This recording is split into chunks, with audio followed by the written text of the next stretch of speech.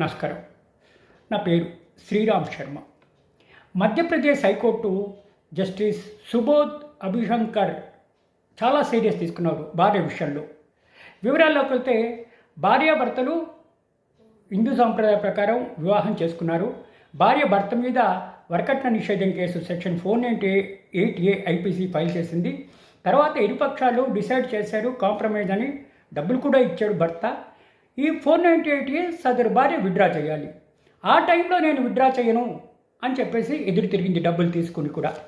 ఇట్లా మీరు డబ్బులు తీసుకున్నారు, కాంప్రమైజ్ కానీ సంతకం చేశారు, ఇప్పుడు విత్డ్రా చేయనంటారంటే అని చాలా సీరియస్గా సదరు హైకోర్టు తీసుకుని ఇట్లా కాంప్రమైజ్ ఒప్పంద ప్రకారము డబ్బులు తీసుకుని కూడా క్రిమినల్ కేసు విత్డ్రా చేయలేదు కాబట్టి భార్య భర్తకి ₹1,00,000 నష్టపరిహారం చెల్లించాలి అని చెప్పేసి తీర్పు ఇవ్వడం జరిగింది.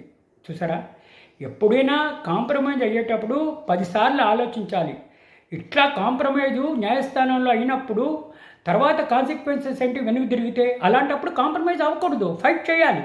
అంతేగాని ఇట్లా కాంప్రమైజ్ అయ్యి కేసు విత్డ్రా చేస్తానని అండర్టేకింగ్ ఇచ్చి తర్వాత ఎదురు తిరిగితే పర్యవసానాలు ఇదే విధంగా ఉంటాయి. ₹1,00,000 భార్య చెల్లించాలి అని చెప్పేసి హైకోర్టు సింగిల్ జడ్జి ఆదేశాలు ఇవ్వడం జరిగింది సదరు భార్యకి. Thank you.